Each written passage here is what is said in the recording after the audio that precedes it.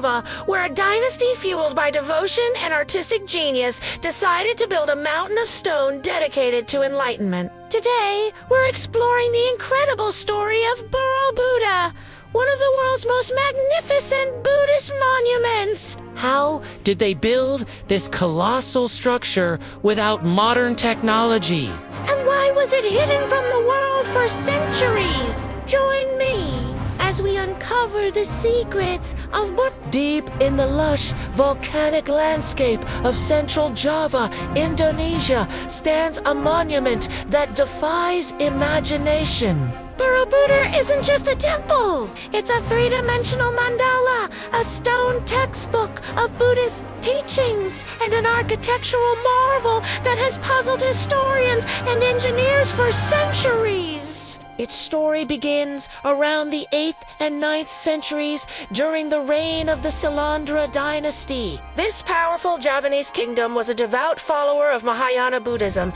and they channeled their wealth and influence into creating monumental religious structures. Borobudur was their magnum opus, a project that likely took several generations and an army of skilled artisans to complete. Think about the scale of this project. Over 2 million blocks of volcanic andesite stone were quarried, transported, and meticulously carved. But here's the most astounding part.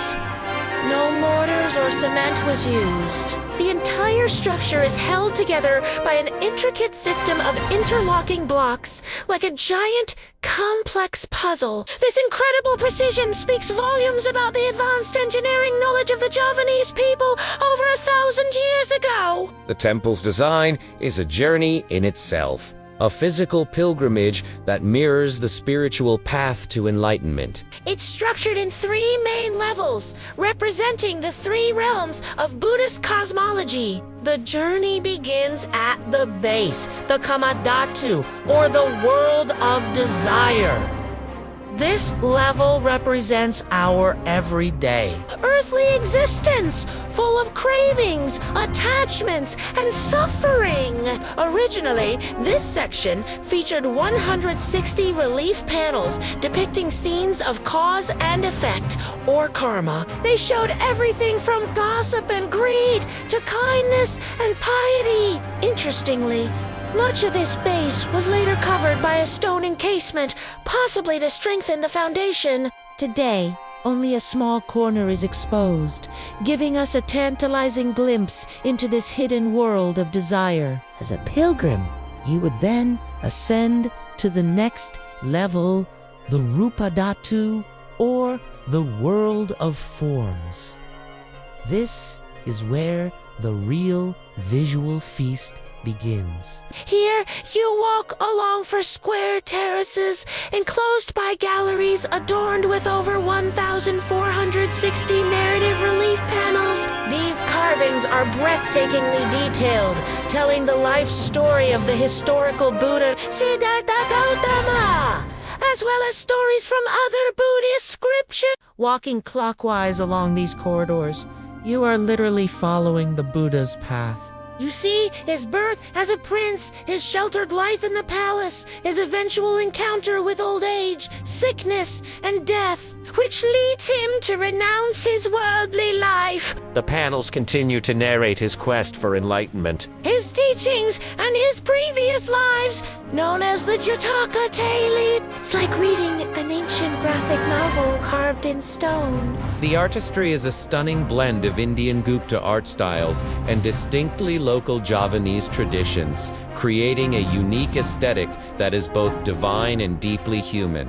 After circumambulating these galleries, absorbing the stories and teachings, the path leads you upwards again, to the Arapada, to the world of formlessness. The change in architecture here is dramatic and intentional. The square, ornate galleries give way to 3 open, circular terraces. The intricate reliefs disappear, replaced by a sense of vastness and simplicity. Here you are, surrounded by 72 bell-shaped, perforated stupas. Inside each stupa sits a serene statue of the Buddha, partially visible through the lattice-like openings. Peeking through these holes, you catch glimpses of the Buddha in meditation, a powerful symbol of an enlightenment that is both present and yet just beyond full comprehension. This represents a higher state of consciousness, where earthly forms and desires have been transcended. It's a quiet, contemplative space designed to encourage meditation and reflection. And at the very pinnacle of the monument sits the massive central stupa. Unlike the smaller ones, this main stupa is completely sealed. Its interior is empty. This symbolizes the ultimate goal of the Buddhist path, nirvana, or emptiness, complete liberation from the cycle of birth and death. Standing, airy, with a panoramic view of the surrounding volcanoes and green fields, you can't help but feel a profound sense of peace and timelessness. The entire architectural journey was designed to elevate the pilgrim, step by step, from the mundane world to a state of spiritual awakening. But how did they actually build it? The construction of Borobudur was a monumental feat of logistics and engineering. The temple is built on a natural hill, which was reshaped to form the core of the structure. The volcanic stone blocks were likely quarried from nearby rivers, then transported to the site. Artisans would carve the blocks with incredible precision before they were lifted into place. The interlocking joints, known as T-blocks and dovetail joints, ensured the stability of the massive structure against the region's frequent seismic activity. Furthermore, the builders incorporated a sophisticated drainage system. With over 100 stone gargoyles acting as spouts, the system was designed to channel the heavy tropical rainwater away from the monument, preventing erosion and water damage to the foundations and delicate carvings. It's a testament to their long-term vision and understanding of their environment. So, with such a magnificent and spiritually significant monument, why was it abandoned? Around the 14th and 15th centuries, the political and religious landscape of Java began to shift. The powerful Hindu-Buddhist kingdoms declined, and Islam gradually became the dominant faith on the island. As the centers of power moved, Borobudur lost its patronage. It was slowly reclaimed by the jungle, buried under layers of volcanic ash from nearby Mount Merabi, and faded from memory for hundreds of years. It became the stuff of local legends, a cursed and haunted place. Its rediscovery reads like an adventure story. In 1814, during the brief British rule of Java, the Lieutenant Sir Thomas Stamford Raffles, who had a keen interest in the island's history, heard tales of a colossal lost monument deep in the jungle. He dispatched a Dutch engineer, Herman Cornelius, with a team of 200 men to investigate. For 2 months, they hacked and burned away the dense vegetation and dug through volcanic debris to reveal the magnificent structure beneath. The world was stunned. However, the initial clearing exposed the temple to the elements, and it began to deteriorate rapidly. The first major restoration took place in the early 20th century. But the most significant effort came in the 1970s.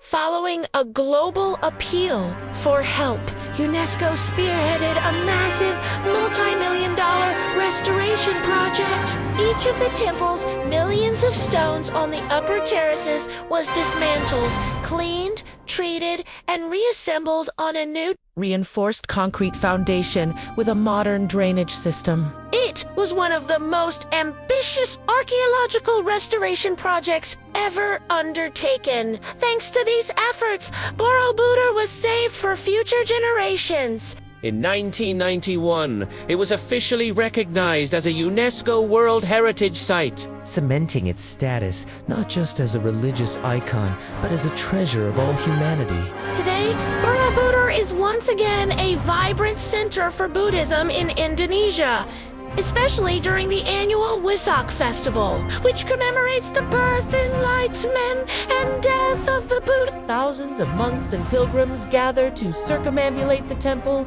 chant, and release thousands of lanterns into the night sky, creating a truly unforgettable spectacle.